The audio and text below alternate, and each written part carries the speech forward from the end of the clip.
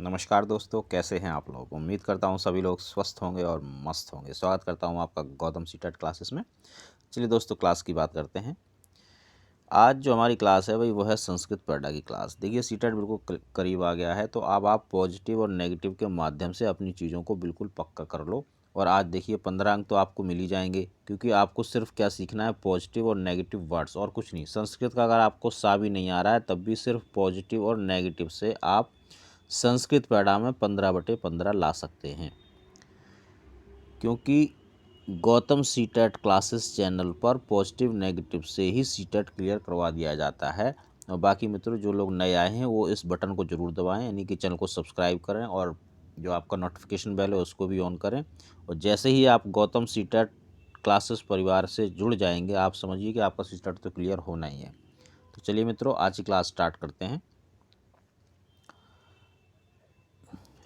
देखो, इसमें समझ लो, कई चीज़ें मैं बताता हूँ, हर बार बताता हूँ कि एक तो संस्कृत की जो पैडा है, संस्कृत की पैडा देखने से पहले आप हिंदी, सीडी और ईवीएस इन 3 सब्जेक्ट्स की क्लासेस ज़रूर देखें।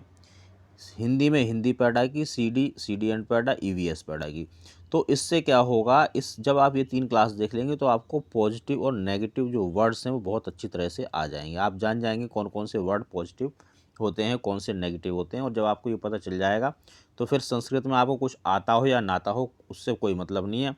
पैडा में आप 15/15 गेन कर सकते हैं बहुत ही ईजिली।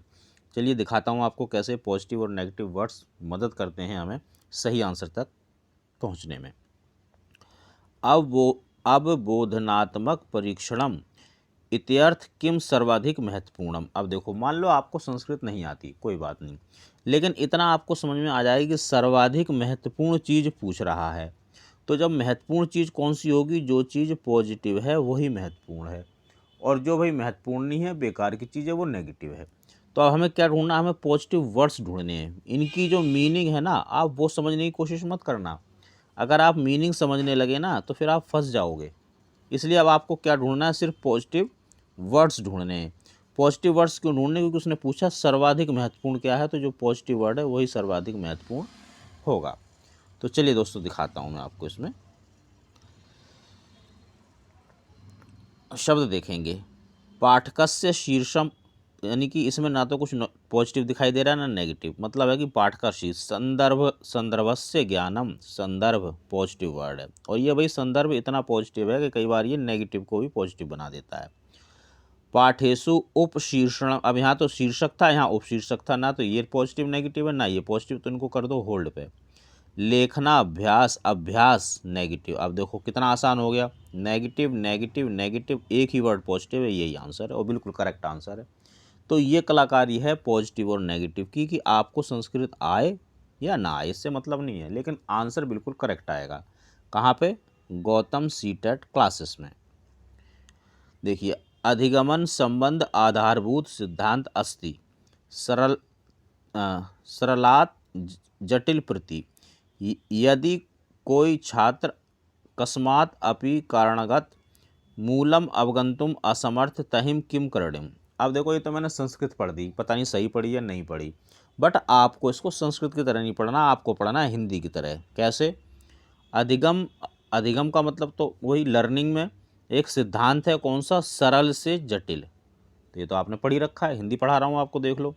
यदि कोई छात्र कस्मात अपि कारणम मूलम अवगंतुम अमर्थ, यानी कि असमर्थ है वो, अब किस चीज़ में असमर्थ है वो समझ में आ गया तो अच्छी बात, नहीं आया तब भी कोई बात नहीं।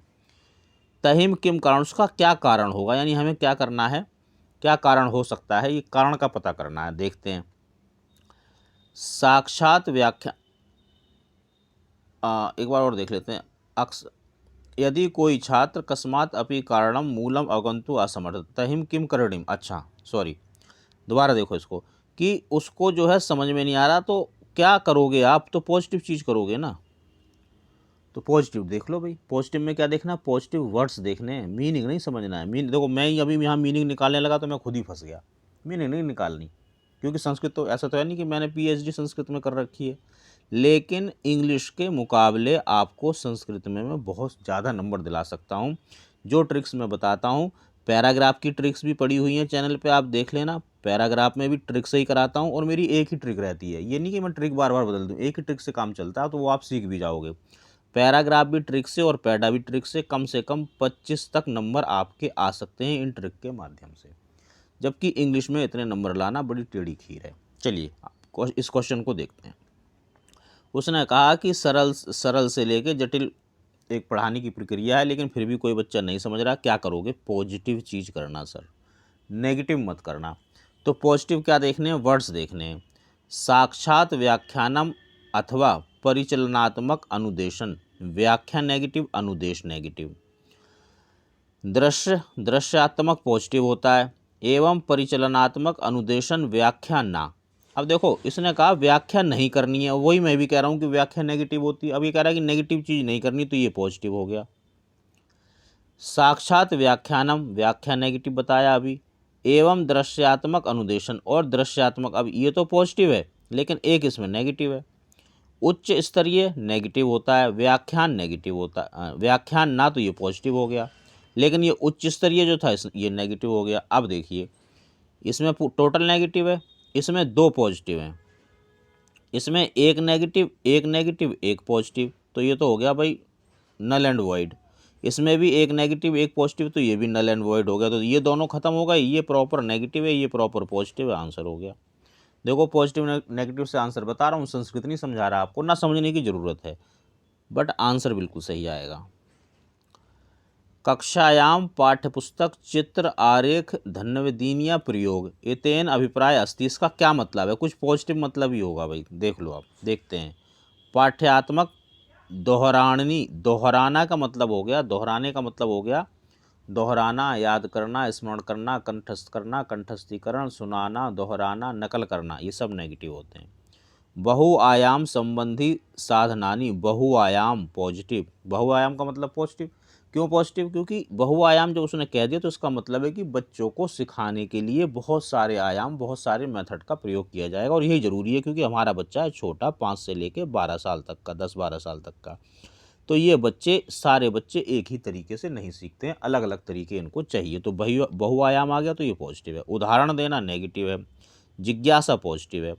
अब आप ऐसा भी कई बार होगा जब आप 2 में फंस जाओगे, जब 2 में फंस जाओ तो उससे निकलने का तरीका बता देता हूँ आपको। आप देखना कि अब इन दोनों में से ज़्यादा विस्तारित क्या है। ये तो नेगेटिव हो गए, ये तो हट ही गए। ज़्यादा विस्तारित क्या मतलब? जहाँ पर ज़्यादा संभावना है कि बच्चा सीखेगा, क्रिएटिव होगा बच्चा, जहाँ बच्चे को लचीलापन मिलेगा, जहाँ बच्चा अच्छा फील करेगा। तो देखो यहाँ तो सिर्फ एक काम हो रहा है, जिज्ञासा, जबकि यहाँ बहुआयाम अपने आप ही उसने क्या रखा है, नहीं बहुत सारी चीज़ें हो रही हैं। जब बहुत सारी चीज़ें होंगी तो बच्चे को कुछ ना कुछ तो अच्छा लगेगा, बच्चे का कहीं ना कहीं तो भला होगा। तो यही पॉजिटिव है सबसे ज़्यादा, इसको ही आंसर कर दो। जब 2 में फंसो तब ऐसे देख लिया करो। अगला प्रश्न देखेंगे। कक्षायाम क्रीड़ा पद्धति संबंध गतिविधि द्वारा भाषा कौशल विकासार्थाम किम आवश्यक, यानी कि कक्षा में क्रीड़ा मतलब गेम मेथड जो होते हैं, खेल जो पद्धति होती है, उससे गतिविधि वगैरह करवाते हैं, भाषा कौशलम का विकास करना है, इसके लिए क्या ज़रूरी है? अब देखो तो मैंने समझा दिया। मान लो आपको कुछ समझ नहीं आता, उसने कहा किम आवश्यकम, क्या ज़रूरी है? अरे पॉजिटिव चीज़ें तो ज़रूरी होती है। अब बाकी ऊपर का समझ में आ रहा नहीं आ रहा, उससे कोई मतलब नहीं, आगे बढ़ेंगे। पाठ्यपुस्तक नेगेटिव, अधिक से अधिक साहित्य वाचन, साहित्य नेगेटिव। संसाधन मूल्यम, संसाधन मूल्यम, एक तो आंसर भाई ये है, ये मुझे समझ में नहीं आ रहा कि पॉजिटिव है कि नेगेटिव है, तो इसको होल्ड कर देते हैं। आकलन उपलब्धि संबंध तत्वान, अब देखिए इसमें क्या कह रहा है वो कि क्रीड़ा पद्धति से सिखाना है, तो उसके लिए क्या जरूरी? आकलन पद्धति संबंध तत्वानी, यानी कि आकलन भी हमें करना है, कैसा? जो संबंधित हो। और वैसे भी ये ज़्यादा सा बड़ा लग रहा है, ये ब्रॉड टर्म लग रहा है, तो आंसर ये होगा। और होल्ड वाले ज़्यादातर होल्ड पर ही रहते हैं। अगला प्रश्न देखेंगे। व्याकरण शिक्षण से मुख्य उद्देश्य अस्ति, व्याकरण सिखाने का मुख्य उद्देश्य क्या है? मान लो फिर भी कुछ समझ नहीं आती, तो समझ में आ रहा होगा मुख्य उद्देश्य कैसा होगा? पॉजिटिव होगा। तो पॉजिटिव चीज़ देखते हैं। उच्चारण का संशोधन करना, पहली चीज़। अब देखो भाई इसमें ना तो कुछ नेगेटिव है ना कुछ पॉजिटिव है, इसको होल्ड पे रखो।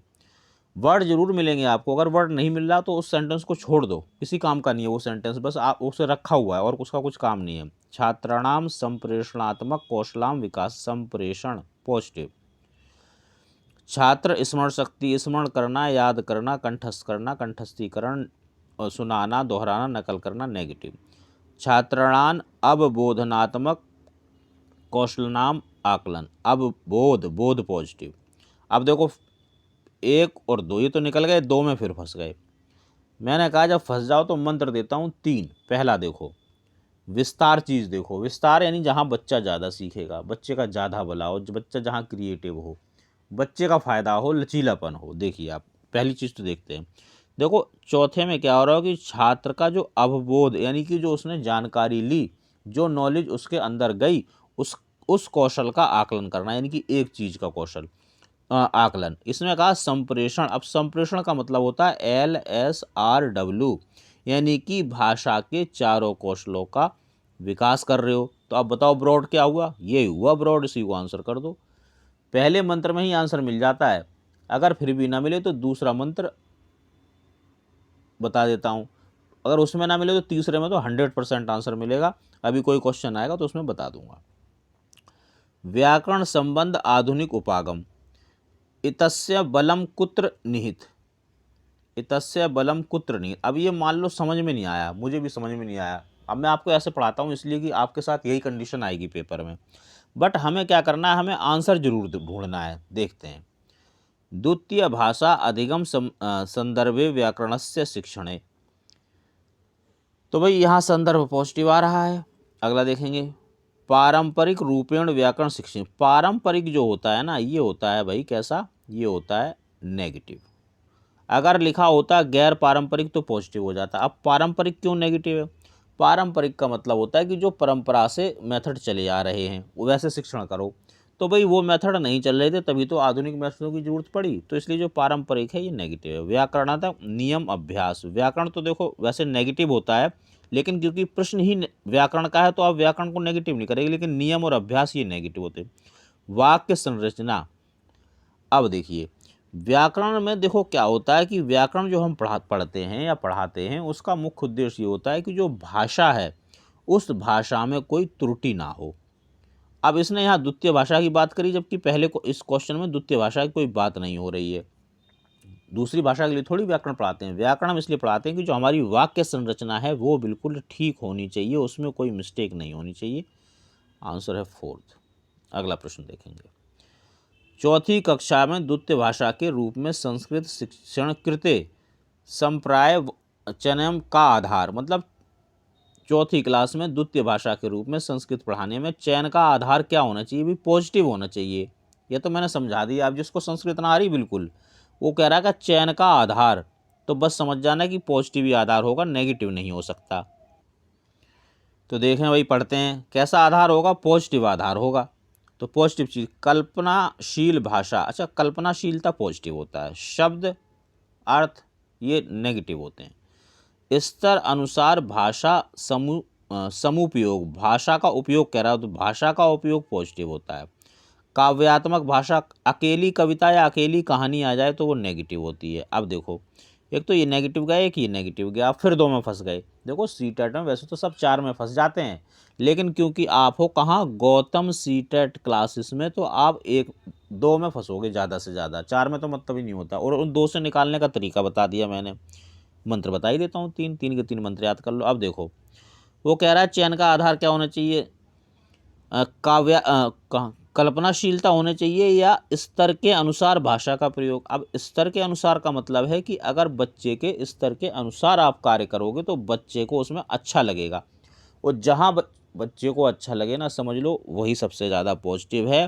क्योंकि भाई सीटेट का जो गॉड है, सीटेट का जो भगवान है वो है बच्चा। जब तक इसे भगवान की तरह नहीं पूजोगे तब तक सीटेट क्लियर नहीं होगा। भाषा अर्जन संदर्भे शब्द कौशलात्मक विकास इतेन का अभिप्राय। उसने कहा कि भाषा का जो अर्जन होता है उसमें शब्दकोश का क्या मतलब है। तो मान लो आपको समझ में आए या ना आए तो कोई बात नहीं, फिर भी देखो अर्जन हो रहा है तो ये पॉजिटिव चीज़ ढूंढने की कोशिश करना। अच्छा, अर्जन होता क्या ये भी समझ लो।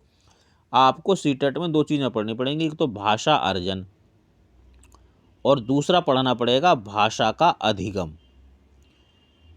अर्जन का मतलब होता है आप किसी भाषा को एवं ही सीख जाओ, कहीं से भी सीख जाओ, जरूरी नहीं आपकी मातृभाषा से, तो मातृभाषा का ही अर्जन होता है, लेकिन आप किसी और की मातृभाषा को भी सीख सकते हैं तो वो अर्जन होता है। जैसे मान लो मेरा एक दोस्त है, वो पंजाबी है, तो मैं उसके घर आ रहा हूँ, जा रहा हूँ, उसकी मम्मी को, भाई को, बहन को, सबको सुनता हूँ पंजाबी बोलते हुए, तो मैं भी 4-6 लाइनें पंजाबी की सीख लेता हूँ, तो ये भाषा का अर्जन है।